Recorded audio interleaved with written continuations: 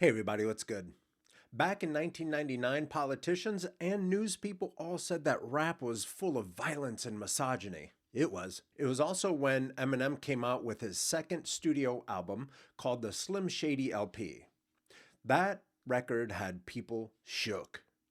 There was this little white boy from Detroit committing crimes with his young daughter in 97 Bonnie and Clyde.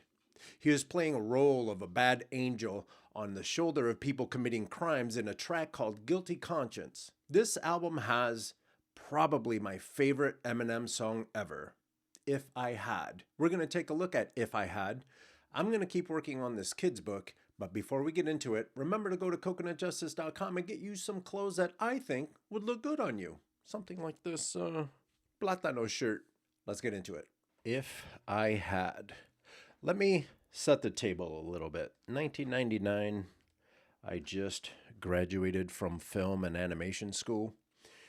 That school eventually ended up getting busted for predatory lending practices. They tore down the building and everything. Eventually, they tore down the building. And just being a struggling student, college student, growing up not having a lot, I really connected with this song, and you'll see why.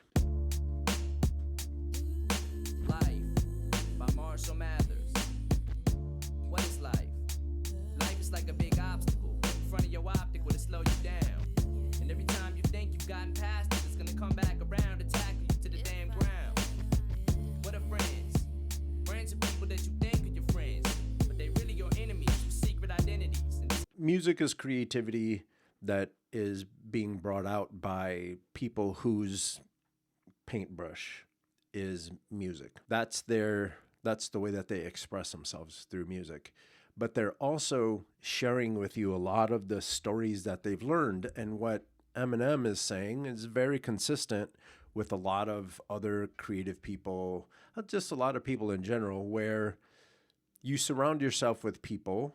You need to be careful with who you surround yourself with, because like he's explaining now, there's a lot of people that will pretend to be your friend just to use you as leverage, or to use you as a stone as they're making, or a ladder rung to make their way up the success ladder. You have to be careful with who is around you, because those folks are out there. And we hear from creatives, whether illustrators or musicians or whatever, they have friends, and those friends end up stabbing them in the back and stuff like that. So just be careful with that. Be careful, because he's going to say it in a little bit, but money makes a man act funny. Friends are people that you think are your friends, but they're really your enemies with secret identities. Disguises to hide their true colors. So just when you think you're close enough to be brothers, they want to come back and cut your throat when you ain't looking. What is money? Money is what makes a man act funny. Money is the root of all evil. Money will make them same friends come back around, swearing that they was always down. But it's life. I'm tired of life. So what he's saying is, when you are on your grind and you don't have anything, take a look around.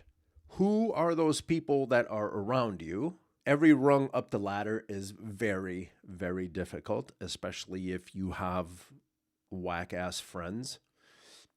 But as you are gaining momentum, you're going to notice that more and more people want to glom onto you.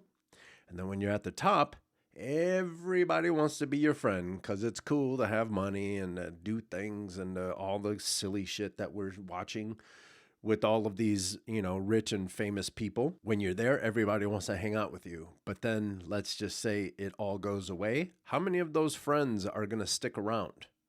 And then when you're up on top, how many of those friends are going to be like, oh, no, I've always been supporting you. Meanwhile, when you're on your grind, it's lonely. Just be careful who you surround yourself with.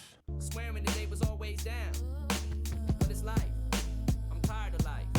I'm tired of backstabbing ass snakes with friendly grins. I'm tired of committing so many sins. Tired of always giving in when this bottle of Henny wins.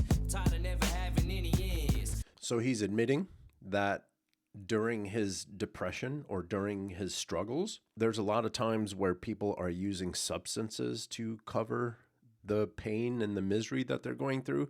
There's some people that use sex. There's some people that use books, libraries. They get into their careers. People will find ways to cope with the pain and the struggle of trying to make a living and trying to survive in this world.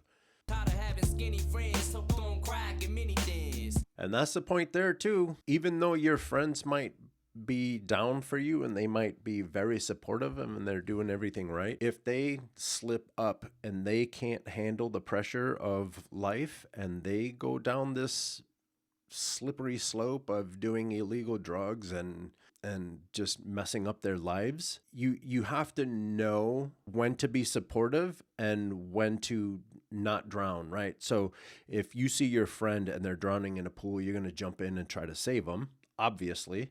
But there's sometimes that the hold that meth has, the hold on people's lives that crack might have, all of those things, you want to help your friend, but if they are dragging you down with them, you have to know when to let go, at least for a little while, because you don't want to be stuck in that same situation. The only thing hardcore drugs like meth and crack and stuff like that, all that does is make the struggle even harder. Tired of this DJ playing your shit when he spins. Tired of not having a deal. Tired of having to deal with the bullshit without grabbing the steel. Tired of drowning in my sorrow. Tired of having to borrow a dollar for gas to start my Monte Carlo. I'm tired of motherfuckers spread. I didn't have a Monte Carlo, but everyone that I went to school with, they know that I had a Grand Am, Pontiac Grand Am, and it was red, and it was always broke down. We nicknamed it the blood clot because it was red and it didn't go anywhere.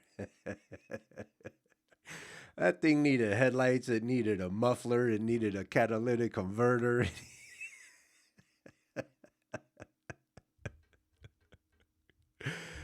And then just by luck, back in the day, like gas was not $5 or $6 or whatever the hell it is these days, but gas was at like $3 or something like that. And then for a hot second, gas went down to like $1. And that's when my car decided to break down. So I couldn't even take advantage of cheap gas. Those are the struggles. Again, like the compounding of not having money to make ends meet. It just wears on you so much. Like, okay, I either need to buy groceries or I need to buy gas. Well, I need to buy gas because I need to go to work. I need to go to work in order to buy groceries, and I need groceries in order to exist. But you need to make that decision. Do you buy gas or do you buy groceries? I always bought gas and I always ate at work. I was a bartender through college. And so I would just, eat at work. But these are the days when you don't have things, shit is just worse. And then to make it even worse than that, if you don't have money, people aren't going to listen to you. People don't listen to poor people. They don't. That's why we have struggling poor people. That's why only rich people run for office. Only rich people can afford to run for office. And that's why nothing ever changes for poor people, because no one listens to poor people. I'm tired of jobs starting off at $5.50 an hour, then this boss wonders why I'm smarting off. Couple things there. That's what makes it worse too, because if you don't have anything, you have to go get it.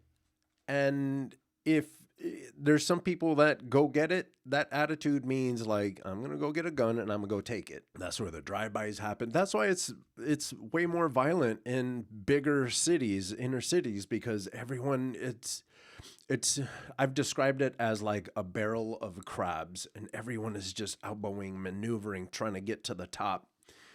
And some people resort to guns. It's just that simple. When you have both parents out working, these kids need guidance. And unfortunately, a lot of them have to join gangs and stuff. And gangs ask you to do some wild shit. I'm tired of jobs starting off at $5.50 an hour, then this boss wonders why I'm smarting off. And then you make just enough money to stay hungry. The people that you work for want you to act like this place that you're working at, like he's saying in the gas station. You're going to give me $5.50 an hour. You want me to act like I partly own the place, or you want me to feel invested in it, but I'm still struggling. And then someone's going to come in and rob the place, and you want me to put my life on the line for $5.50 an hour. Starting off at $5.50 an hour, then this boss wonders why I'm smarting off.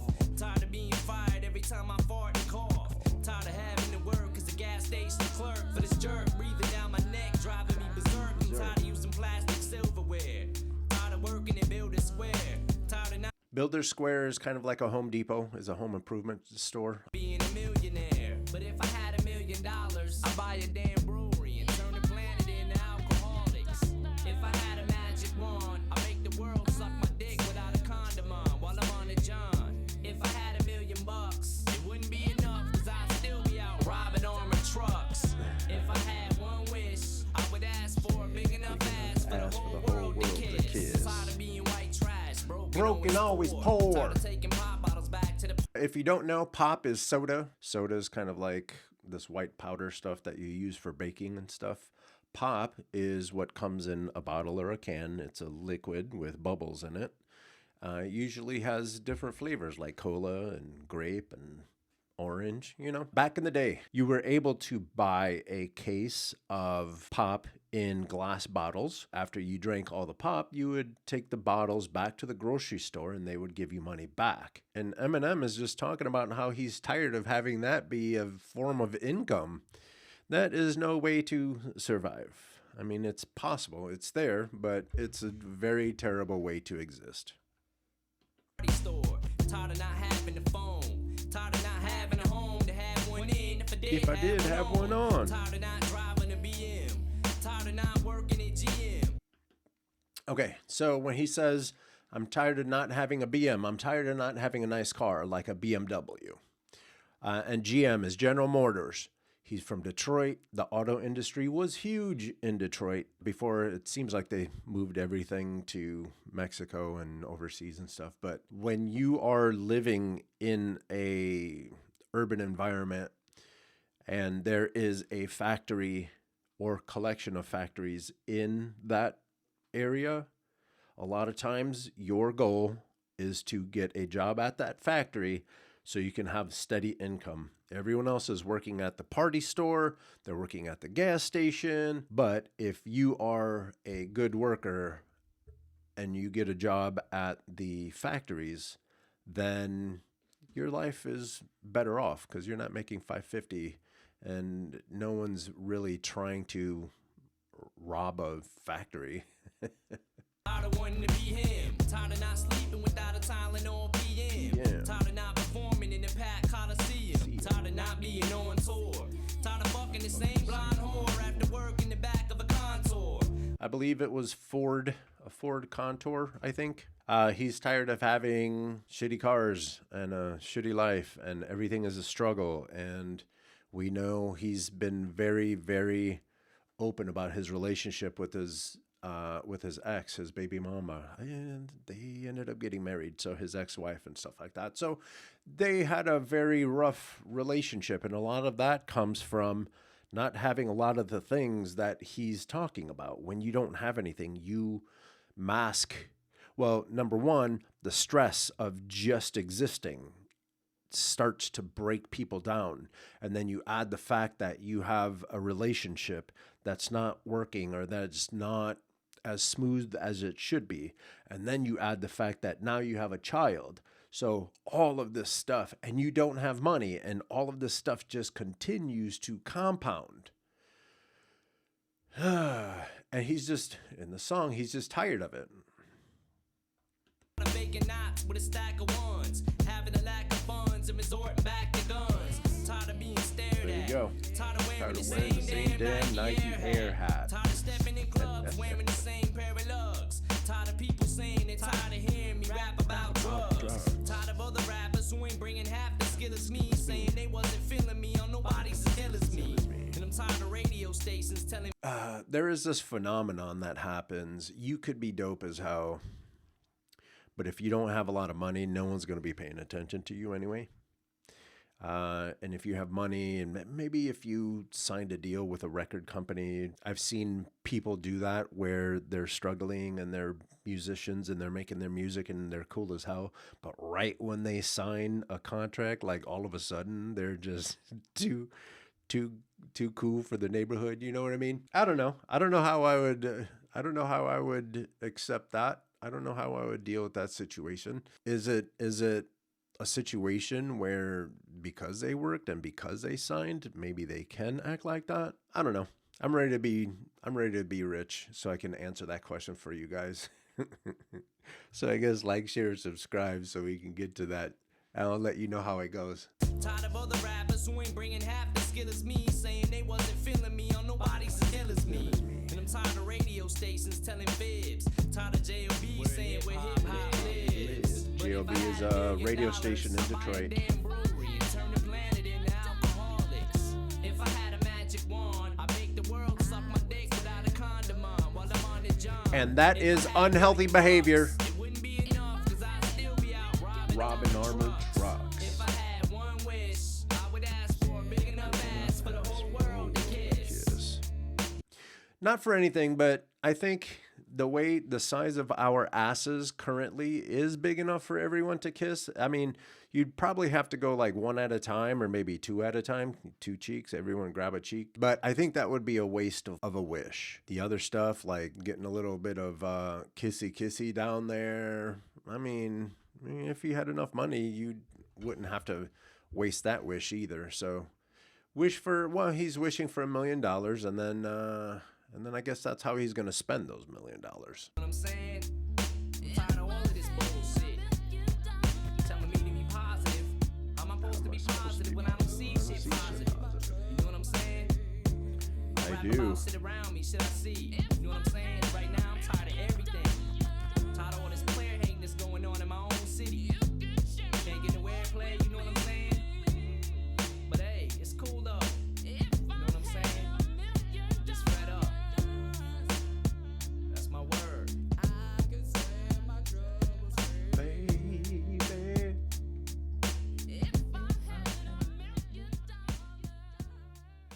That was Eminem, If I Had. If you guys had $1 million or a wish or whatever, what would you guys spend it on? Would you guys spend it like this? Like doing things that Diddy got in trouble for? Anyway, not that has been on his Diddy train. Has been calling Diddy out for his shenanigans. I hope you liked this video. This is one of my very favorite Eminem songs ever. If you did like this video, please give it a thumbs up.